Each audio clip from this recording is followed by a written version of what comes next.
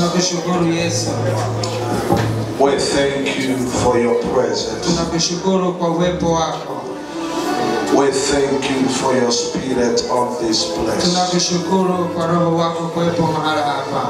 We thank you to allow us to be unto your presence. Tunakushukuru kuturuhusu sisi kuwepo kwenye uwepo wako. And Father, I pray right now. Baba, ninaomba sasa. Allow your spirit to minister. Ruhusu Roho wako Mtakatifu aweze kutuhudumia.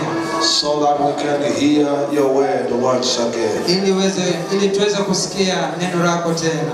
And we believe your word is coming in our midst. Na tunaamini neno lako linakuja kwenye huduma yetu. And when your word is moving, na neno lako linapotembea, we will see your power in our midst. Tutaona nguvu kwenye huduma yetu. We will see the touching of the word. Tutaona mguso wa neno. We will see the miracle.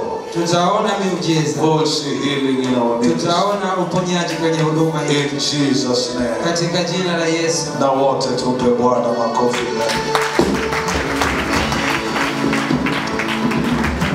Amen. Amen. Opportunity. Nataka nichukue fursa hii to allow my son, man of God, mtumishi wa Mungu Lamek, to speak with us. Lamek aweze kuzungumza nasi.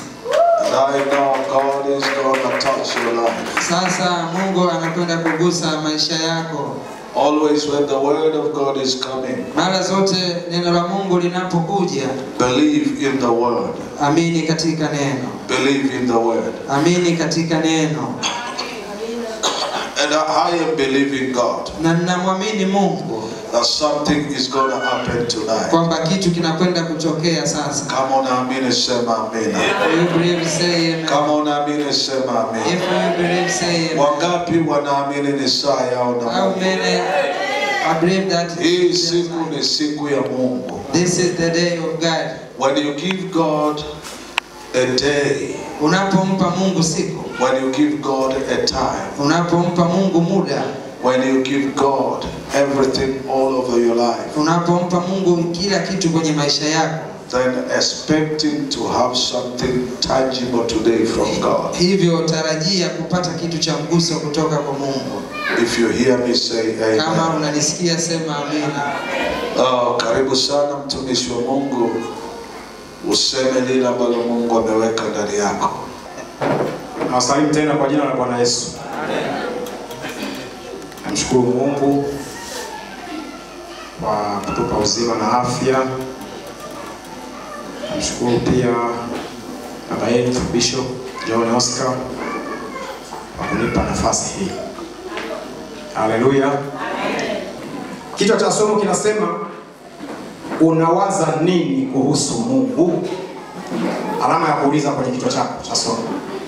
Unawaza nini kuhusu Mungu? The title of our subject is What you think about God. What do you think about God? Unawaza nini kuhusu Mungu? Bwana Yesu asifiwe. Tumeona kwamba Mungu anaweza kutusaidia. Kuna mambo unakuta unaongoza sifa. Kuna mambo unatamani watu wayafanye, yani kwa jinsi wewe unavyotamani Mungu aabudiwe na kusifiwa, lakini unakuta watu hawafanye. Amen. Lakini hao watu, kila mtu ukimuuliza kwa uliokoka lini, anakuambia niliokoka mwaka fulani. Maana yake wote tuliokolewa na Yesu. Maana yake sio kwamba hawafanyi kwamba hawajaokoka, wameokoka. Na wameokolewa ili wamtukuze Mungu, wamwabudu Mungu kwa kichwa. Lakini wakifika hapa, unakuta kule kumwimbia Mungu, kumsifu, kumwabudu Mungu kwa kichwa, wanashindwa. Sio kwamba hawapendi na wameokoka, lakini yuko jamaa mmoja mbaya nisiyempenda kuliko watu wote, adui ibilisi, shetani. Huyu ndio anawafanya watu wasimwabudu Mungu wao. Wanasiwe sana. Kumbe wakati sisi tunatamani kufanya mambo mazuri kwa Mungu, yuko shetani anajaribu kuzuia. Na tunatakiwa kumkaribia Mungu sana ili atusaidie, ili tuweze kufikia hata vile viwango vya kumwabudu. Kwa sababu bila Mungu hakuna mwanadamu hata mmoja, hakuna mwanadamu hata mmoja anayeweza kushindana na shetani na kumshinda. Bwana Yesu asifiwe sana. Amen. Unanisikia vizuri? Nakwenda na wewe taratibu kama tulivyotoka kwa utaratibu chini, kwa sauti za upole. Haleluya. Ili uelewe vizuri. Bwana Yesu asifiwe sana. Pepo, yale mapepo yale yana grade za nguvu. Yana grade za nguvu. Maana kuna mapepo yana nguvu sana. Kuna yanayofuata. Kuna yanayofuata. Kuna yanayofuata. Na kuna yanayofuata ya mwisho. Sasa kale kapepo ka mwisho kabisa, kenye nguvu ndogo kuliko yote, akisimama kupambana na mwanadamu, hakuna mwanadamu yeyote anayekaweza bila uwezo wa Mungu. Au kapepo kadogo kenye nguvu ya mwisho kabisa, hakuna mwanadamu anakaweza hapa bila msaada wa Mungu. Haleluya. Kwa hiyo tunamhitaji Mungu kuliko tunavyofikiri. Bwana asifiwe sana. Petro wa kwanza sura ya 5 mstari wa 8. Petro wa kwanza 5:8 inasema, muwe na kiasi na kukesha, kwa kuwa mshtaki wenu Ibilisi kama simba au ngurumaye huzunguka zunguka akitafuta mtu ammeze. Yaani shetani ni katili kuliko unavyofikiri. Yaani ni katili kuliko tunavyomsema. Shetani yeye siku zote anachowaza, anazunguka zunguka, anatafuta kuhakikisha anawaangamiza watu. Na mpango wake mtu awe anakufa wakati bado yuko kwenye dhambi ili aende jehanamu. Bwana Yesu asifiwe sana. Haleluya. Kwa hiyo yeye huwa anazunguka muda wote, anazunguka, hana mawazo mazuri na watu, anawaza mabaya. Tunamwona alipozunguka duniani wakati Mungu anamuuliza unatoka wapi, kumbe amekutana na wana wa Ayubu wamekaa pamoja, watoto wa Mungu. Alipokuwa akizunguka alienda kuketi katikati yao. Alipoketi katikati yao, Ayubu inaelezea kwamba alipoketi, kumbe anatafuta uharibifu. Kaenda kupeleka kwa Mungu. Wewe kumbe yule bwana ni tajiri kwa sababu unamzingira. Mungu akasema hapana, ni kwa sababu ananicha kweli kwa kina. Sio kwamba anajisifu kwamba ninamlinda tu, ananiabudu pia vizuri. Bwana asifiwe sana. Anachokitafuta yeye ni uharibifu tu. Anawaza uharibifu tu. Shetani. Haleluya.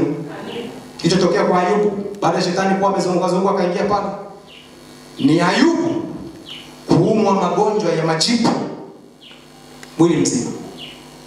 Hawezi kukaa, hawezi kuamka, hawezi kusimama. Yaani majipu mpaka kwenye nyayo. Kichwa majipu, mgongo majipu. Maana hata akilalia mgongo analalia ni majipu. Yanapasuka tu. Kilichofuata kwa Ayubu ni kupoteza watoto wake wote, wa kike na wa kiume. Kilichofuata kwa Ayubu ni kuwaondolea rafiki zake, nao wakamgeuka mpaka mke wake. Shetani akishaingia, mabaya lazima atokee. Bwana asifiwe sana. Mpaka mkewe Ayubu ambaye ni mke wake, waliyeishi naye vizuri, waliyekaa pamoja mpaka wakazaa na watoto, hata huyo alimgeuka. Ni baada ya shetani kufanyaje? Ameingia. Kwa hiyo shetani yeye huwa anawaza mabaya tu. Haleluya. Amen. Bwana asifiwe sana. Sasa huyu shetani, kuna vijana hapa wameimba wakasema alishuka kutoka juu yuko hapa chini. Ukisoma Ufunuo 12 mstari wa 7 mpaka wa 12 kama mpaka wa 12. Ufunuo 12:7 mpaka 12 inasema, kulikuwa na vita mbinguni. Mikaeli na malaika zake wakapigana na yule joka. Huyo ndio shetani, joka huyo. Yule joka naye akapigana nao pamoja na malaika zake. Nao hawakushinda, wala mahali pao hapakuonekana tena mbinguni. Yule joka akatupwa, yule mkubwa, nyoka wa zamani, aitwaye Ibilisi na Shetani, audanganyaye ulimwengu wote, akatupwa hata nchi, na malaika zake wakatupwa pamoja naye. Nikasikia sauti kuu mbinguni ikisema, sasa umekuwa wokovu na nguvu na ufalme wa Mungu wetu na mamlaka ya Kristo wake, kwa maana ametupwa chini mshtaki wa ndugu zetu, yeye awashtakie mbele za Mungu wetu mchana na usiku. Nao wakamshinda kwa damu ya mwana kondoo na kwa neno la ushuhuda wao, ambao hawakupenda maisha yao hata kufa. Kwa hiyo shangilieni enyi mbingu, nanyi mkao humo, ole wa nchi na bahari, kwa maana yule Ibilisi ameshuka kwenu mwenye ghadhabu nyingi, akijua ya kuwa ana wakati mchache tu. Umenisikia vizuri? Bwana Yesu asifiwe sana.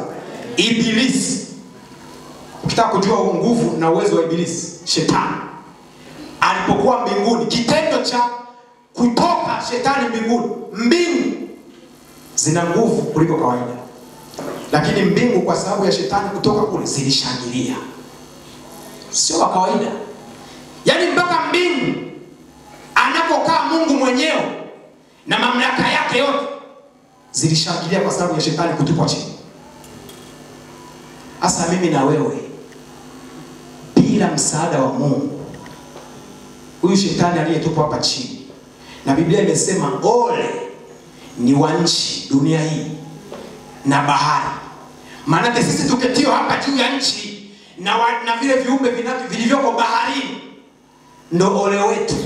Maana Shetani ni hatari, mawazo yake ni mabaya. Bwana asifiwe sana. Hajawahi kuwaza jema. Yohana 10:10 inasema, mwivi haji ila aibe. Shetani haji hivi. Akija anataka kuiba kilichoko ndani yako cha Mungu. Anataka kuiba mali zako za kawaida za dunia. Anataka achinje na kuharibu. Yanawaza mauaji tu, mateso tu. Bwana asifiwe sana. Kwa hiyo mpendwa, tunamhitaji Mungu kuliko unavyofikiri. Sio watu wakuja unasubiri kwamba mpaka saa 4 imeshafika ndio unaingia kanisani, wakati kulikuwa na masomo ya Sunday school. Mungu anataka atusaidie kupitia Sunday school. Mungu anataka atusaidie kupitia sifa. Wakati mwingine unakuta vyote vimepita, wewe unakuja. Mpendwa, sio wakati wake. Nyakati hizi ni za hatari. Shetani halali wala sinzi. Anamuigiza Mungu wetu asiyelala na kusinzia kwa ajili yetu. Ni katili kuliko unaofikiri Shetani. Bwana Yesu asifiwe sana. Ukitaka kujua ukatili wa Shetani, wewe mwenyewe ni shahidi. Angalia vifo vya watu vinavyotokea. Watu ambao walitakiwa wakae wamtumikie Mungu, unakuta tu anawanyonga. Maana yeye haji ila aibe, achinje na kuharibu. Bwana Yesu asifiwe sana. Haleluya. Hiyo Yohana 10:10 uiandike, utaisoma. Haji ila kwa ajili ya kuchinja, kuharibu. Anaua. Bwana asifiwe sana.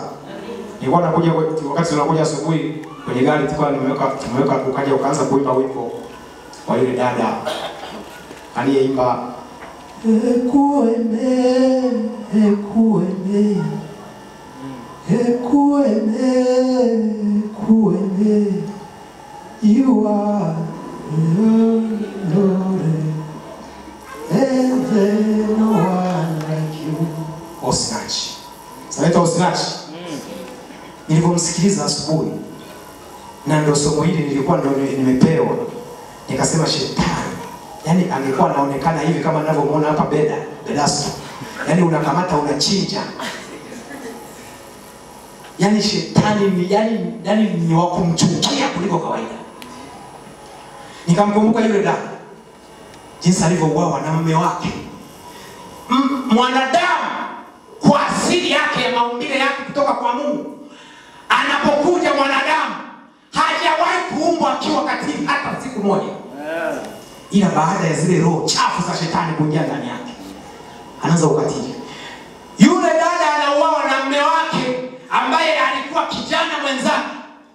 Akaenda akamchumbia, wakapendana, wakafurahiana, mpaka wakakubaliana kuoana, wakafunga na ndoa, wanalala kitanda kimoja, wanakula meza moja, wanazaa na watoto. Shetani alipoingia katikati yao, mwanaume anamchinja mke wake, anamuua mke wake. Huyo ndio shetani. Haleluya. Akiingia mahali lazima kuwe na uhalifu, lakini ashukuriwe Mungu. Wakati shetani anapowaza mabaya, Mungu wetu anatuwazia mema. Amen. Hiyo Yohana 10:10 anasema mwivi haji ila aibe, achinje na kuharibu. Ila mimi Yesu nilikuja duniani ili muwe na uzima, kisha muwe nao tele. Amen. Wakati anatuwazia kutuua, Mungu wetu anatuwazia uzima wa milele. Shangilie Bwana Yesu. Haleluya. Bwana asifiwe sana. Mungu wetu ni mwema, lakini shetani ni katili. Biblia inaelezea kwenye kitabu cha Isaya, pepo moja joka linalokaa baharini, lililowekwa pale kwa ajili ya linaishi baharini, lakini kazi yake ni kuhakikisha ulimwengu mzima huu hakuna kufanya unachotaka. Ndio maana Paulo akasema kutaka nataka, lakini kutenda nashindwa. Maana kuna mambo mengine ninakwambia hata ya kufanya kwa ajili ya Bwana, hata kwa ajili ya maisha yako unatamani, na hicho unachokitamani moyoni mwako ndio uhalisia wa maisha unayotakiwa kuyaishi. Lakini yuko Leviathan, joka likalo baharini. Pepo lile kazi yake linahakikisha ukitaka kwenda kule, lile linazonga zonga maisha ya watu. Wapendwa, sisi sio watu wa kumtafuta Mungu kwa mzaha. Tusimtafute Mungu kwa mazoea. Ukisimama unamtafuta Mungu kwa kubipu, leo unaenda ibadani, kesho hauendi. Leo kipindi hiki umehudhuria, hiki hauendi. Nataka nikwambie, kuna watumishi watainuliwa na Bwana wanaosimama vizuri na Mungu. Utawaita tu Freemason, utaita tu. Utaita sana. Yaani utaita. Lakini nataka nikwambie Mithali 8 mstari wa 17. Mungu anasema, na wapenda wale wanipendao, na wale wanitafutao kwa bidii wataniona. Mungu ukimtafuta kwa bidii lazima aonekane. Kwenye maisha yako lazima aonekane. Kwenye elimu yako lazima aonekane. Kwenye ndoa yako lazima aonekane. Lakini kama wewe wakisema vijana, wewe haupo. Wakisema sijui kuimba, wewe kuimba hutaki. Yaani unataka kila kitu ufanyiwe. Uimbiwe, vitu wakusafishie, kanisa wafagie, kila kitu kutolee. Yaani wewe habari ya kumtumikia Mungu, unawaza nini juu ya Bwana? Unawaza nini kuhusu Mungu? Wakati yeye anapokuwazia mema hayo. Nimeusema, Biblia inatueleza ukatili wa shetani. Unaujua ukatili wa shetani? Nimetoa mfano wa Osinachi. Alikuwa anaimba dunia nzima tunabarikiwa. Shetani akaniongelea mbali kupitia mmewe. Haleluya. Amina. Binti mmoja vizuri na Mungu, binti mmoja alikuwa kama swali lilikuwa ninauliza asubuhi hapa, kwa nini naomba alafu nakuta naomba vizuri lakini nakuta sipati majibu? Anasema sana. Amina. Binti mmoja alikuwa anahudhuria tu kanisani vizuri. Sasa shida yake, hata wakisema tuombee kazi ya Bwana isonge mbele, yeye yuko tu, baba naomba unipe mchumba. Wenzako kanisa wenzako sisi tumesema tuombee kanisa la Bwana, wewe unatuambia mchumba. Hayo majibu hayo sio Mungu hata yasikia hayo. Amen. Sicho tulichokubaliana. Amen. Haleluya. Amina. Sasa yeye maombi yake ni mchumba, mchumba. Ukiwa nyumbani mchumba, kanisani mchumba. Sasa shetani akaona kumbe huyu moyo wake umeshamwacha Mungu, yuko tu na mchumba. Maana hamna anachowaza, yeye anawaza mchumba. Habari ya unawaza nini kuhusu Mungu? Ili Mungu naye afanye mambo yako. Fanya kwa ajili ya Bwana. Bwana afanye kwa ajili yako. Alipowaza vile, shetani samesha kaenda akamchukua kijana mmoja, hana chochote, hana lolote, akaingiwa na tamaa ya yule binti. Huyo mlokole. Kijana hajaokoka. Yule kijana akaja kanisani. Akakaribishwa kijana kwamba nataka kuokoka. Na walokole tukashangilia, mlokole anaingia sasa. Tushirikiane kwenye safari hii. Yule kijana amesali pale mwezi wa kwanza, mwezi wa pili. Akasema, aenda kwa mzee mmoja akasema, kwa kweli nilikuwa nikimwomba Mungu kwa ajili ya kupata mwenzangu. Namshukuru Mungu. Miezi miwili hiyo. Namshukuru Mungu nimemwona fulani. Huyo dada huyo anayeombaga uchumba huyo. Shetani amemwandalia uchumba. Bwana asifiwe sana. Alipo ikaenda ndoa. Alipofika ndani kwa yule kijana, wakakaa, aone kabisa ulokole wa yule kijana ndio kabisa amekata na kwenda kanisani. Dada yule alikuwa anampenda Mungu, akaendelea kwenda kanisani peke yake na huzunika. Akapata ujauzito, akajifungua mtoto wa kike. Yule kijana, siku moja yule dada yuko jikoni, anasikia katoto kanalia.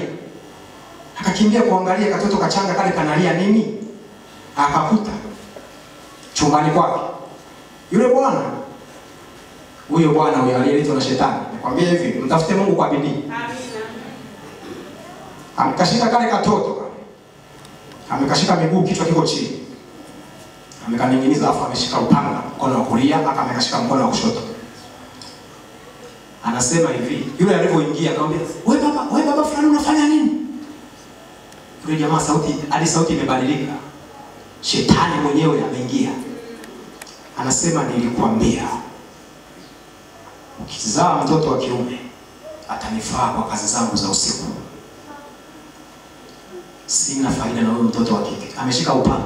Yule dada anaporuka kusema mwachie, na yule akakata kichwa chwa. Huyo ndo shetani tunayemsema. Unajua shetani, tunapomtaja shetani, unasema tu shetani teke kule. My dear, my friend. Shetani unatakiwa kutafakari kwa kina, ili ujue namna ya kumtafuta Mungu kwa bidii. Shetani sio hivi unavyosikia. Kanyaga shetani, kanyaga. Kienyeji tu place. Unatakiwa uwe na nguvu kweli. Amen. Bwana asifiwe sana. Amen. Sasa kama ukiwa unawaza vizuri na unatembea kwenye njia za Bwana na unamtafuta Mungu kwa bidii, Mungu atakupa nguvu ambaye shetani mwenyewe akikuona anakimbia. Mimi siku moja nimetoka hapa nikaenda likizo nyumbani. Nikakuta kajomba kangu kamoja kalikuwa kana mapepo. Kakiingia darasani. Wao wanasoma sekondari. Kakiingia darasani. Ikifika saa 7 ikigonga pi. Haijalishi kuna mwalimu wala kuna mwalimu. Anabeba vitabu vyake. Kanaondoka kwenda nyumbani. Kanaenda anatafuta sehemu popote. Kanaanza kuswali. Wala sio Kiislamu. Kanaanza kuswali. Huyo ndio shetani. Sasa ninachokuambia ujitahidi, Mungu akusaidie. Nilipofika nyumbani, yani pale ninaposema karibu asante. Sasa naomba nimshukuru Mungu kwa ajili ya safari yangu. Amenifikisha salama. Niliposema tu Baba katika jina la Yesu. Hilo jina la Yesu. Niliona kale katoto kamerukia dirisha, kameninginia kule. Yale mapepo yanatafuta pa kutokea. Jitahidi kuwa na nguvu ya Mungu. Hii nguvu sio Freemason. ni nguvu ya Mungu wetu. Yaani mpaka shetani anakukimbia, anakuogopa. Haleluya. Bwana Yesu asifiwe sana. Unawaza nini juu ya Bwana? Kwenye ujana wako ulionao, unawaza nini juu ya Bwana? Shetani ni katili. Ndio maana Daudi akasema, alipotafakari mambo haya akamtafakari shetani. Akasema, Bwana, kama sio wewe kwa upande wetu, nani angekuwa hai?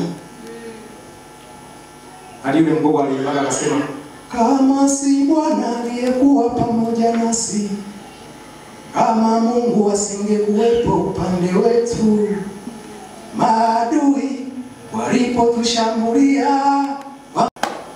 Haleluya. Kama sio Mungu kutusaidia, shetani anaweza kukulalua sekunde. Kama unavyomwona simba anavyolalua toka kanani kaswala. Hivi ambavyo amekuwa anafanya. Ni kwa neema na rehema za Bwana. No. Ni rehema za Bwana. Pendwa, ni rehema za Bwana. Tungefunguliwa macho tuone mawindo ya shetani. Nataka nikwambie kuna watu wanafanya vituko duniani sio wao.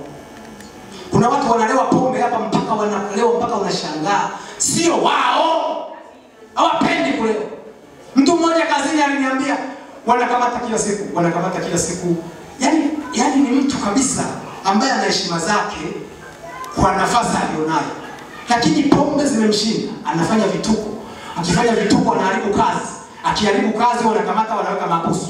Akilala leo na kesho labda atajibadilisha mtoe, akiingia kesho tena anaenda analewa tena. Maana yake ameshindwa ile nguvu. Siku moja akaniambia, tena nilikuwa nimekaa kama yeye yuko mahabusu. Mwenzangu huyu amechungulia dirishani akaniita akaniambia, natamani ningekuwa kama wewe. Mpendwa, ni neema.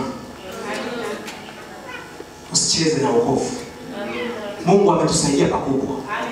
Sasa huyu aliyetusaidia pakubwa, sisi tunawaza nini kwa habari yake? Kwa habari ya utumishi? Haleluya. Hivi mimi nataka nikwambie hivi.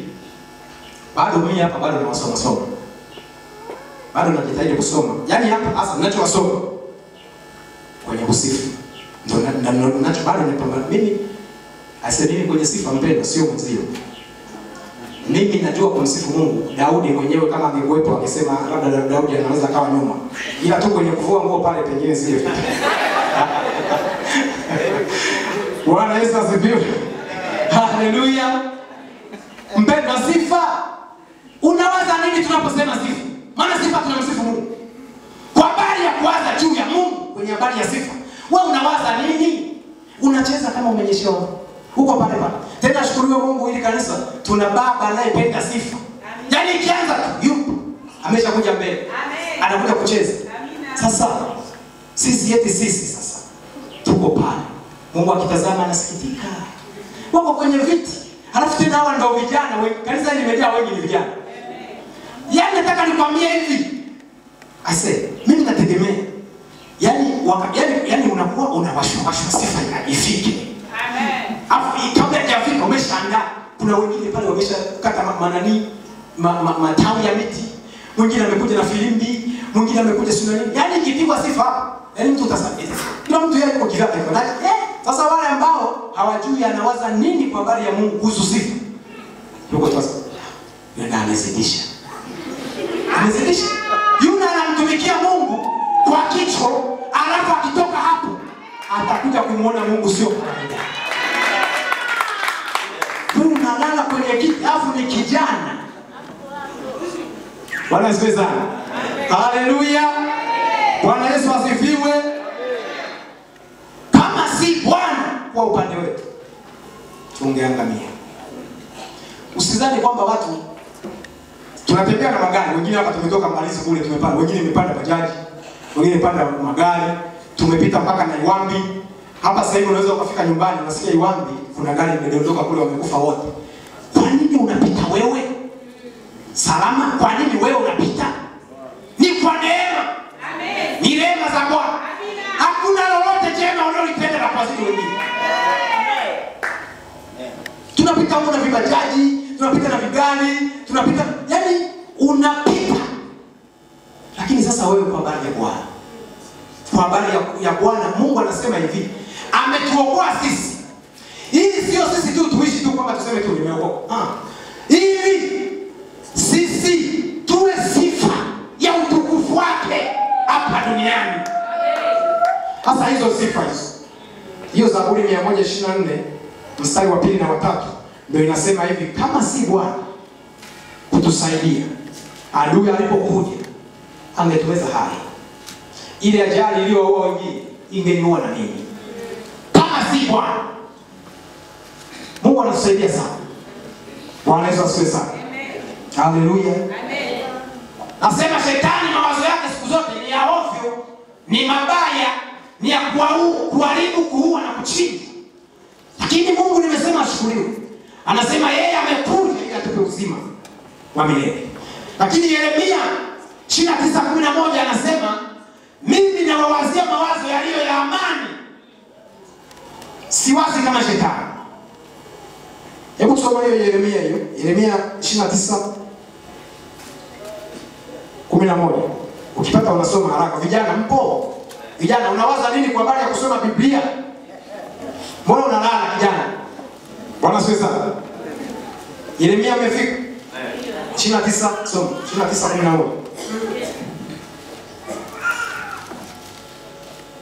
Soma. Mbona unakimbia huko? Nitasoma. Amen. Maana nayajua mawazo ninayowazia ninyi. Amen. Ni mawazo ya amani wala si ya mabaya. Yes. Kuwapa ninyi tumaini siku zenu za mwisho. Mungu wakati shetani anatuwazia mabaya, Mungu yeye anatuwazia mema. Anasema anawazia mawazo ya amani ili mpate tumaini siku za mwisho. Ili mweze siku moja kuingia wapi? Mbinguni. Lakini duniani mkiwa maishi vizuri. Bwana Yesu asifiwe sana. Mtafute Bwana kwa bidii. Mengine yanatakiwa yawe nyuma. Mungu kwanza. Haleluya. Mimi sijajua waga sijui Mungu hii neema nayo amenipa. Mimi yani ikishajulikana kwamba siku fulani ni siku ya ibada. Yaani mimi moyoni mwangu kuna siku nyingine nashtuka nadhani ni kesho ndio siku ya ibada kumbe haijafika. Sasa Mungu akusaidie na wewe usiwe kama mimi. Yaani ibada maana hapa ndo Mungu mwenyewe. Hebu mtafute Mungu kwa bidii kijana. Haleluya. Alafu uwe na hali ya kumfanya Mungu apate utukufu kupitia maisha yako wewe mwenyewe. So unakuwa ninyi wengi hapa ni watu wa viuno. Yaani mimi huwa sipendi. Mimi nimesoma chuo kiwa mkubwa. Kiwa mtu mzima. Amen. Lakini walikuwa wanajua chuoni kwamba mimi nimeokoka. Wewe wanajua chuoni kwamba umeokoka? Wanajua. Unadhani unaenda kutangaza kwamba mimi nimeokoka? Watakuona kwa matendo na maneno yako. Unawaza nini kuhusu Mungu kwa habari ya maisha yako ya chuoni? Maana Mungu amekupeleka kule. Kuna watu walitakiwa wapate nafasi yako ya mkopo hiyo wamekosa. Pengine wewe usingepata mkopo usingesoma. Amekupa mkopo wewe ili uende pale kwa sababu umeokoka ukawe sifa yake. Haleluya. Amina. Lakini unakuta mtu ajui, yani akitafuta mpaka kama ana shida na mlokole mpaka anza kuuliza. Bado kuna mwaka wa kwanza, wa pili, pengine huko wa tatu. Bado mpaka leo watu hawajui kwamba yani mtu atakiwa akikuona tu aseme yule atakuwa mlokole tu yule. Bwana asifiwe sana. Sio anakuunganisha na wengine. Mimi nilikuwa na wananiita mpaka nakemea na mapepo vioni mle. Wakianguka watu mipepo kule wanakimbia wameshajua. Haleluya. Mungu ndicho anachotaka tukiishi. Mawazo yetu yanawaza nini kwa habari ya utumishi? Tukiwa wapi na wapi na wapi? Tunafanana na wengine? Leo nimeshukuru kidogo hapa. Sio kidogo, nimeshukuru sana vijana leo. Hebu jipigeni makofi kwanza afu niwaambie kwa nini. Bwana sikiza. Vijana wana kizazi fulani ambacho kina wadui na soksi na kuvaa suruali ndefu. Vijana wa kisasa. Yaani adui aliyeingia katikati yao kwenye kuvaa soksi. Sijui sasa zinawafanya nini. Bila leo nimeona vijana wamependeza kweli. Unaona hapa wamependeza sana. Wamepiga soksi vijana. Bwana sikiza. Na ukiuliza kwamba sisi tunajifunza kwa walio tutangulia, si ndio? Wametukuta sisi tunavaa nini? Soksi vizuri. Afu wenyewe baadaye wanavaa. Sasa nikajiuliza hivi inatokana na nini? Kumbe ndio hiyo shetani. Anakufanya unapenda mambo ya dunia kuliko ya nani? Ya Mungu. Haleluya. Bwana asifiwe sana. Manake mimi nikitoka nimevaa hivi, suruali siko chini. Achana tu na suti. Suruali simefika chini. Alafu mtu akifunua hivyo anakuta nimevaa soksi. Sawa? Yaani hilo tu linanifanya mimi nionekane niko tofauti na Diamond yule wa Bongo Flava. Kwa hiyo mtu akija, kama anakuja mtu anataka msaada wa kiroho, anaweza kanikimbilia mimi, kumbe apengine hata sijaokoka. Amina. Kwa sababu ya nini? Appearance yangu.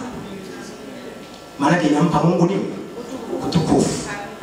Sasa unawezekana una kitu kikubwa, kwa sababu Mungu yeye hizo habari za kusema suruali fupi sisi tunaongea tu. Lakini Mungu hapo anaweza kukutumia vyovyote tu kama kawaida. Amini. Ila wewe sasa unajiongeza kwamba sasa wengine wanaotaka kuokoka wataokoka kupitia mimi ninavyoonekana. Haleluya. Kukutumia na kutumia vizuri tu. Amina. Lakini sasa ndio hapo unajihoji wewe mwenyewe. Bwana asifiwe sana. Amen. Vijana tu pamoja. Hiyo imekaa vizuri au imepotea? Yaani anasema mchungaji Lameki hiyo usilete tena. Haleluya. Bwana Yesu asifiwe. Mungu atusaidie. Amina. Tuko kwenye wakati mgumu. Tuko kwenye dunia ambayo sasa hivi imejaa uharibifu mkubwa. Haleluya. Tunahitaji, Mungu anataka watu watakao kuwa sababu ya yeye kutukuzwa na watu waokolewe. Amen. Amen. Unawaza nini juu ya Bwana? Ni kweli kwamba sisi tuliofanikiwa kupata ajira, ni kweli kwamba sisi tulikuwa na elimu kubwa kuliko wengine? Hakuna watu wana elimu kubwa hapo na ajira wamekosa kuliko wewe uliyekuwa kwenye ajira. Hakuna nafasi ambayo unayo ambayo wakikutazama wanaona mbona kuna watu wamesoma. Ni neema. Kwa ukatili wa shetani sisi tunaishi kwa neema ya Mungu. Haleluya. Maombolezo 3:22. Maombolezo 3:22. Ukipata nimesema unasoma haraka ili tuende tumalize. Maombolezo 3:22.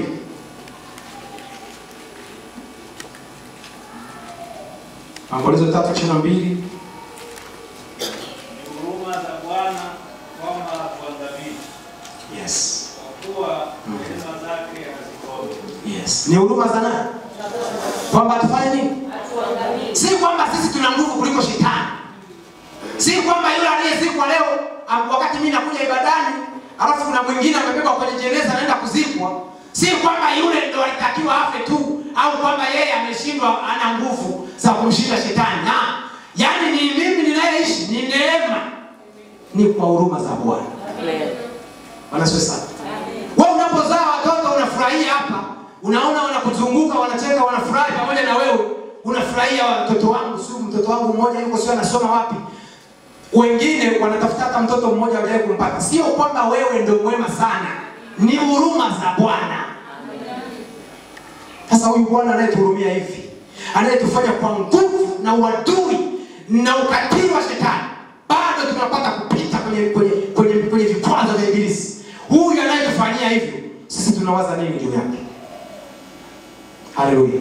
Amen. Tukisema habari ya kumtolea Bwana, kwa habari ya kumtolea Bwana unawaza nini?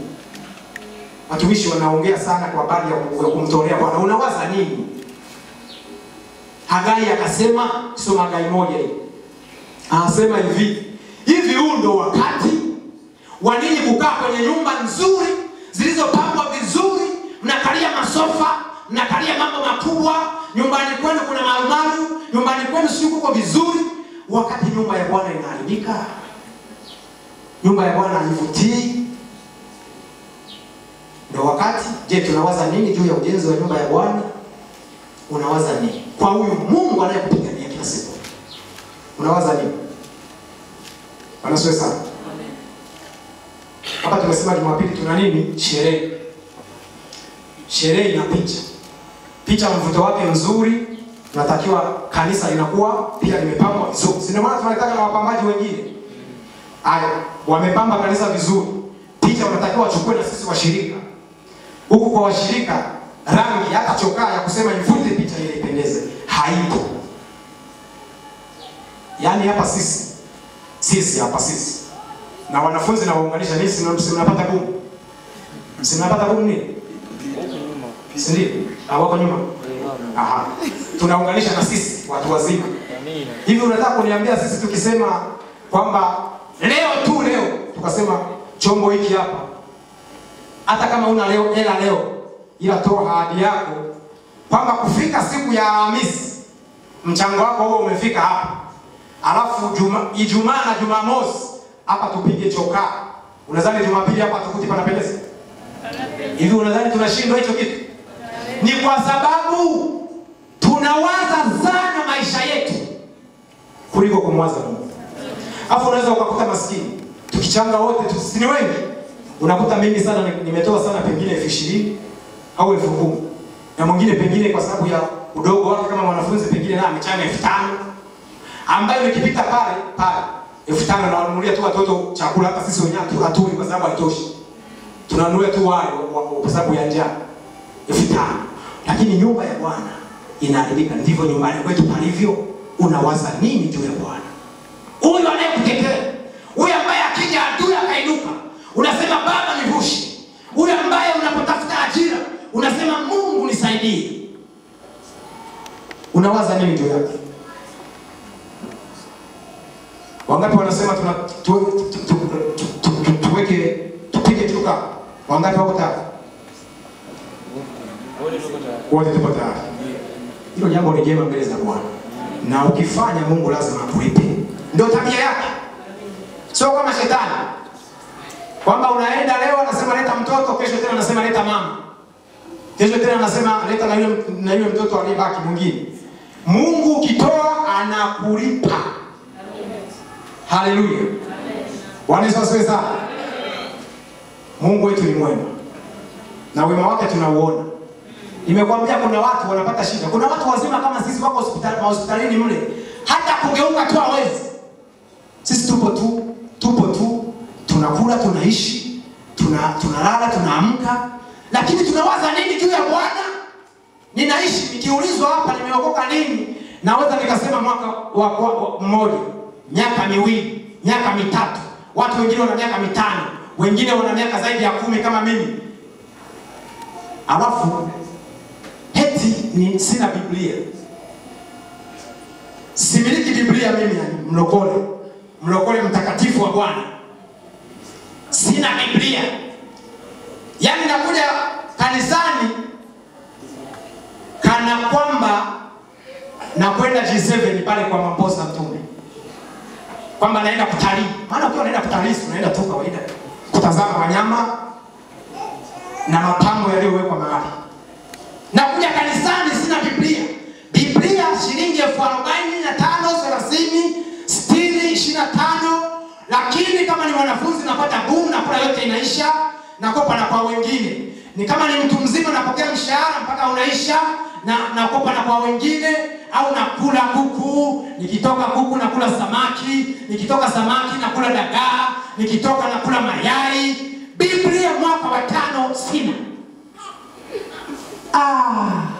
Sema baba. Wapendwa, hapa tuko vizuri hapa? Hapa tuko vizuri hapa? Amina. Wapendwa, hatuna Biblia. Sina, nisiwe na Biblia eti nimeokoka. Hiyo ni hatari. Shetani atakugaragaza. Wewe sio kompyuta kwamba kila maneno tunayosoma hapa utaenda uwe nayo nyumbani kama kompyuta. Wakati mwingine ukiandika, mwingine si Biblia hana, kalamu hana, daftari hana. Akisikia wamesema leo ndo Jumapili, ataenda kununua kale daftari ka shilingi 100, hadi unamnunulia Mungu ka daftari ka 100 na kufungia mandazi. kale ka watoto wala pili. Hata wala pili siku hizo wamekataa. Wala kwanza tunawanunulia za shilingi 500, kuanzia 500. Ndio unamiliki ka daftari kanani akana hata heshima kwa Mungu. Bwana siwe sana. Mpendwa, anunua Biblia.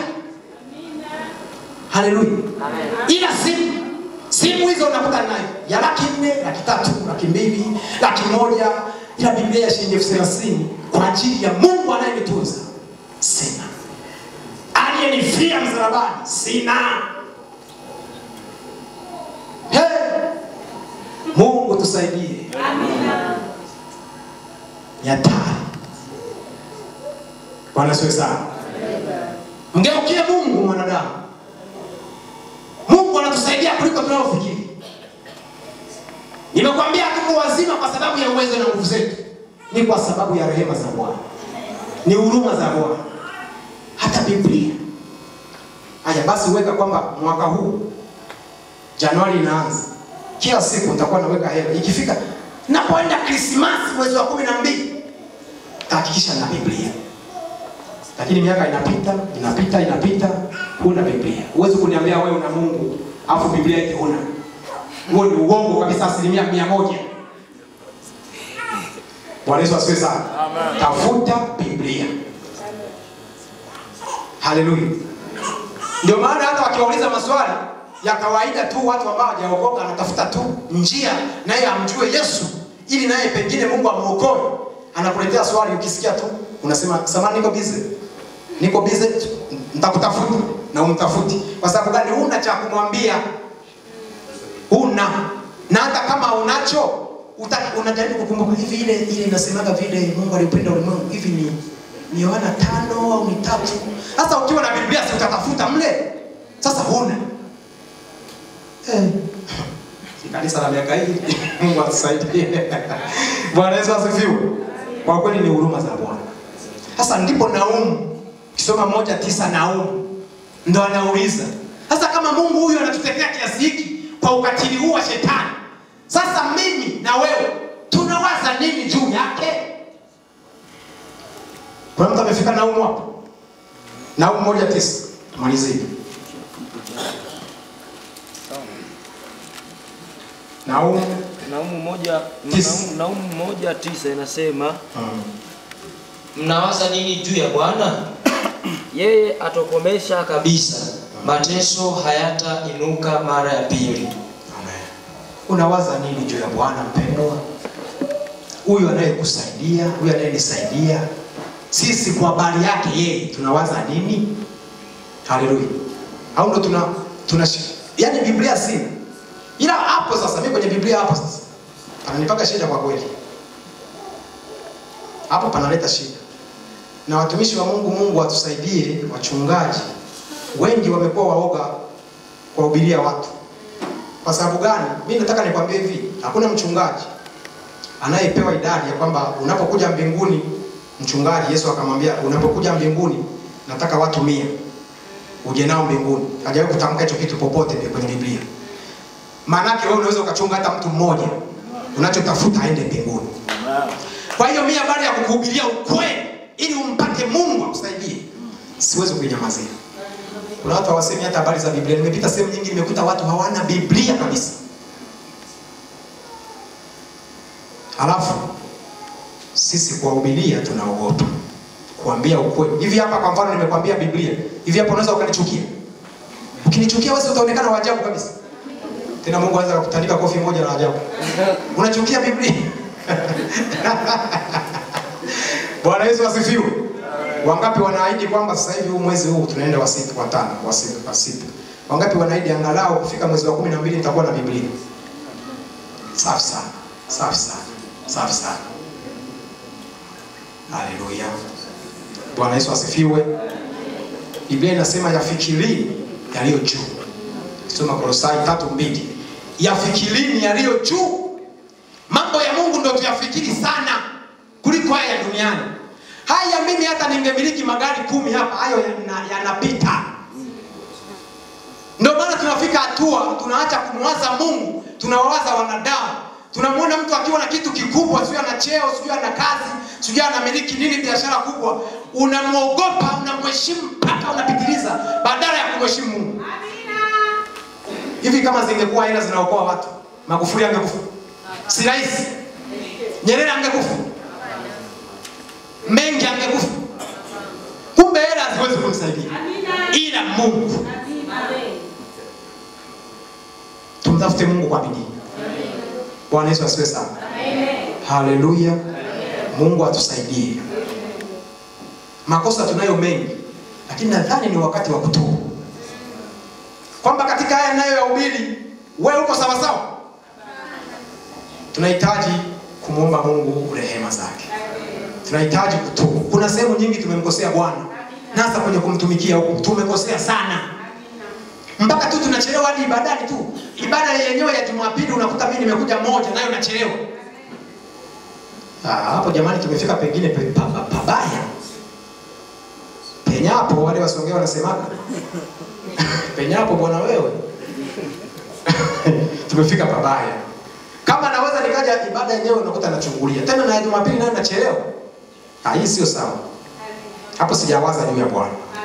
Bwana asifiwe sana. Ndio maana Daudi akasema yeye Bwana, kusoma ile Zaburi ya 139 mstari wa 23 na 24. Akasema Bwana, unichunguze. Ujue moyo wangu. Uone kama iko njia inayoleta majuto ndani yangu. Ili Mungu nitubu mbele zako, unisaidie. Nisaidie Bwana.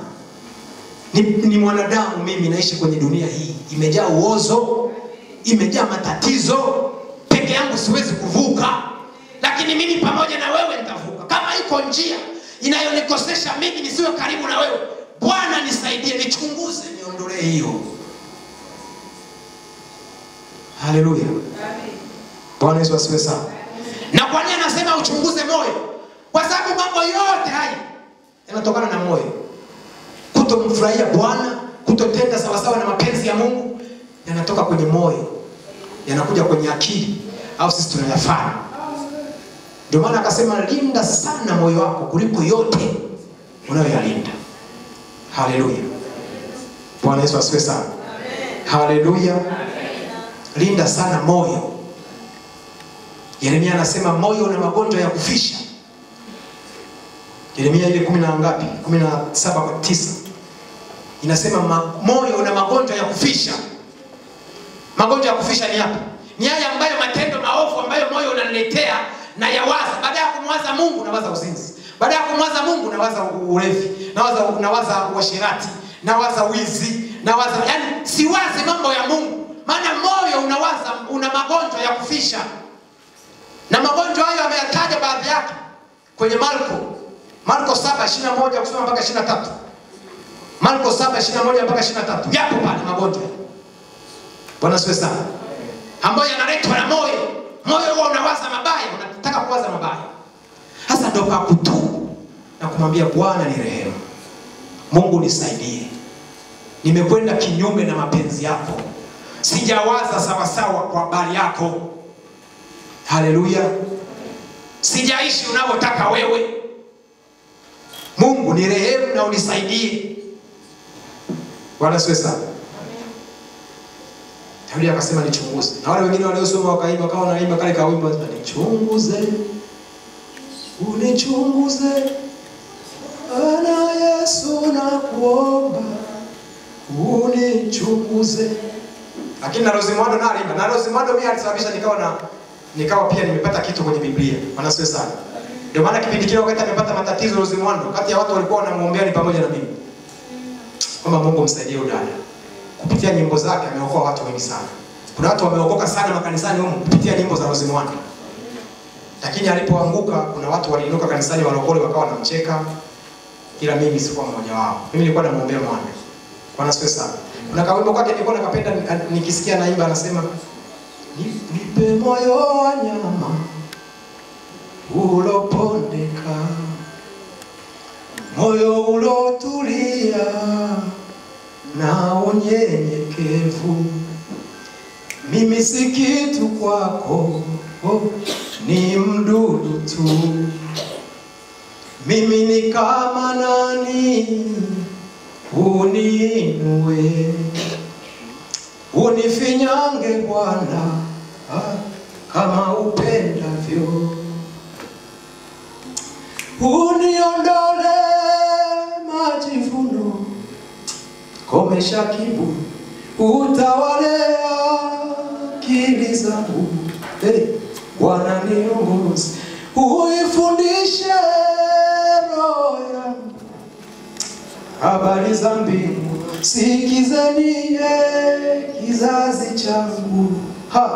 Mungu anaishi, uniondole majivuno, komesha kiburi, utawale akili zangu. Bwana niongoze, uifundishe roho yangu habari za mbingu, sikizeni kizazi changu. Mungu anaishi. Wewe unajua kama si Bwana ulikuwa wapi? Pengine ulitakiwa unaitwa marehemu, lakini unaitwa jina lako kwa sababu ya Mungu. Unawaza nini juu ya Bwana? Unawaza nini juu ya huyo mfalme ambaye halali asinzii kwa ajili yako? Mungu atusaidie.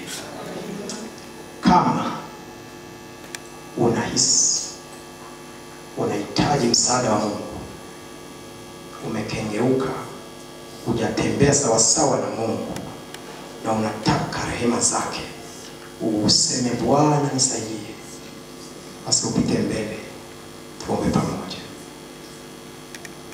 Kama upo unasema nahitaji msaada wa Bwana leo, Mungu nisaidie nianze upya, niwaze juu yako, tembea mbele tuombe pamoja saa hii.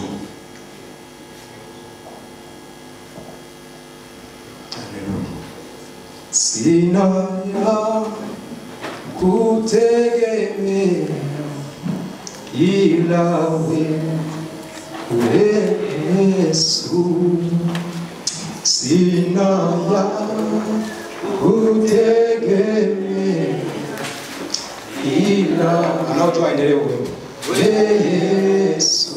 Msa ni wewe Yesu, ni wewe, sina kutegemea ila wewe Yesu. Naomba tusimame wote kanisa.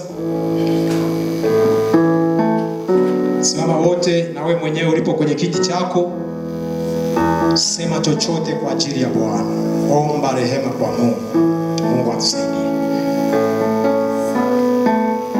Neno ambalo mtumishi wa Mungu amesema wiki hii, Mungu alinionyesha ndoto ambayo nilishangaa sana, na ndicho kitu ambacho mtumishi amesema hapa. This week I had a dream. Wiki hii nilikuwa na ndoto In the midnight, wakati wa usiku wa manane. I saw me and my family Niliona mimi na familia yangu and my children na wanangu were in a very big lake. tulikuwa katika ziwa kubwa. And when I was in this lake, Nilipokuwa ziwani pale, I started wondering what is happening here. nikaanza kushangaa nini kinatokea hapa. By the sudden, Ghafla I saw a wind from the south. niliona upepo au dhoruba toka mashariki. Wind blowing very fast. Ulikuwa unavuma. Upepo ule ulikuwa unavuma kwa kasi sana. And by the sudden, Na ghafla I saw the part of the soil is coming up. nikaona sehemu ya ardhi ikipanda juu. And when I saw the soil is coming up, Nilipoona udongo ukipanda juu, the wind is blowing very fast. upepo unavuma kwa kasi.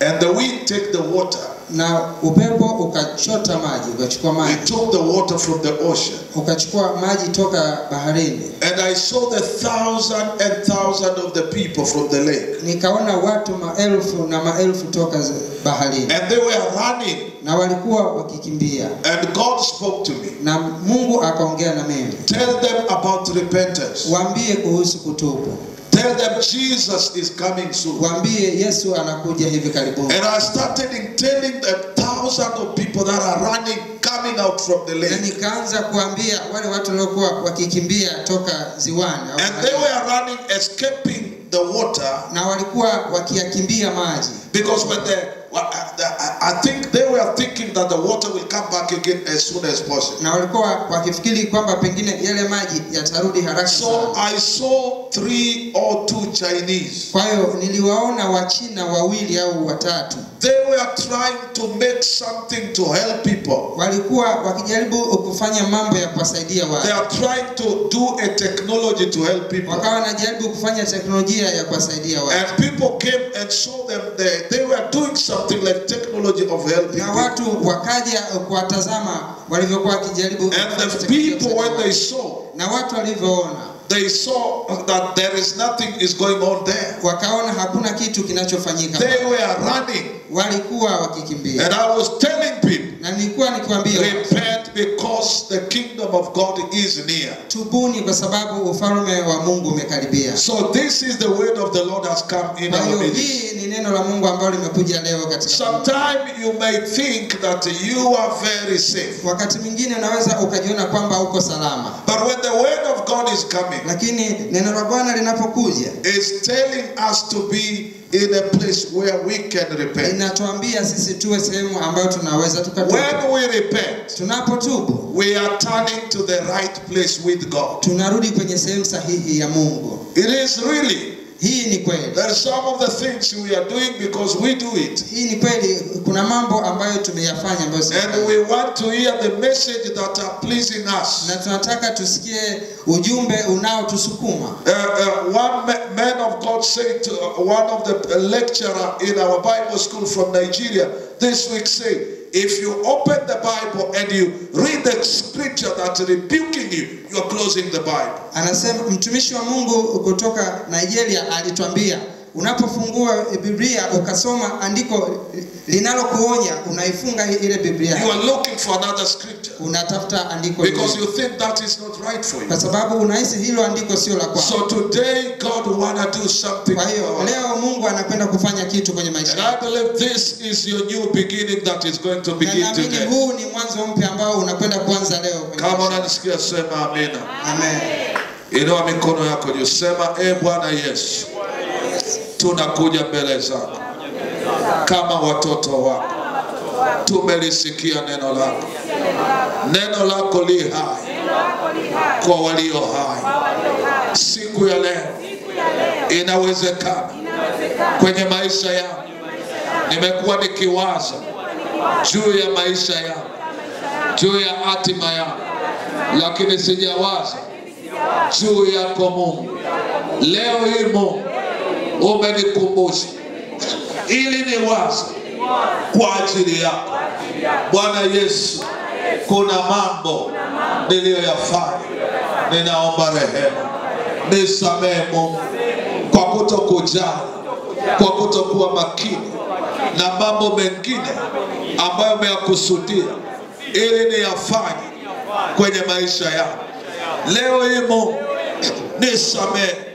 nisamehe Jehova.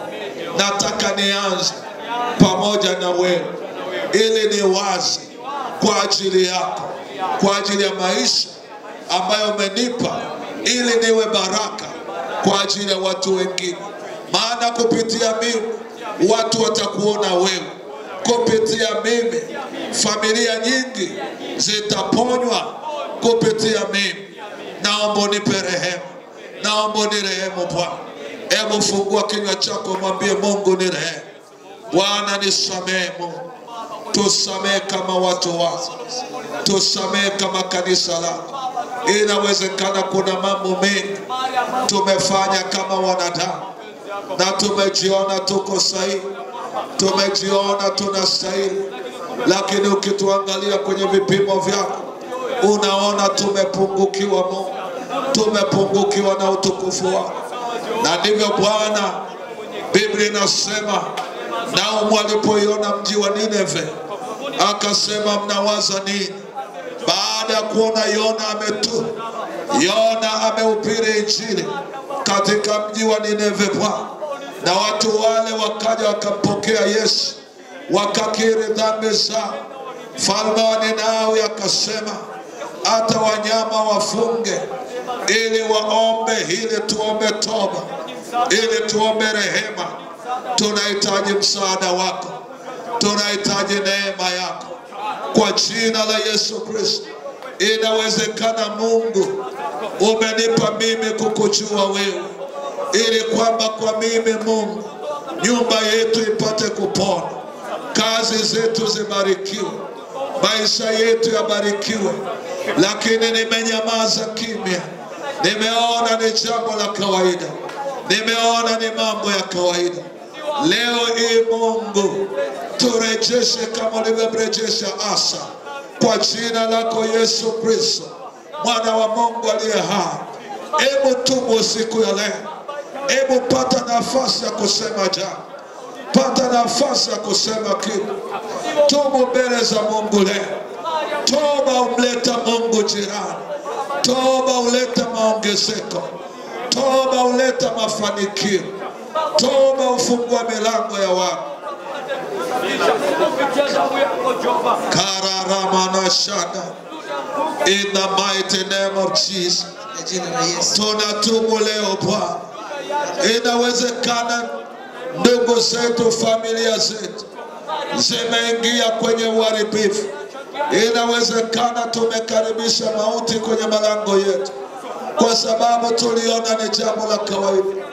Tumetaka kusikia vitu vingine, lakini leo Bwana Yesu anasema niko mahali hapa ili kuleta rehema, ili kuleta msamaha, ili kuleta uponyaji, ili kuleta neema.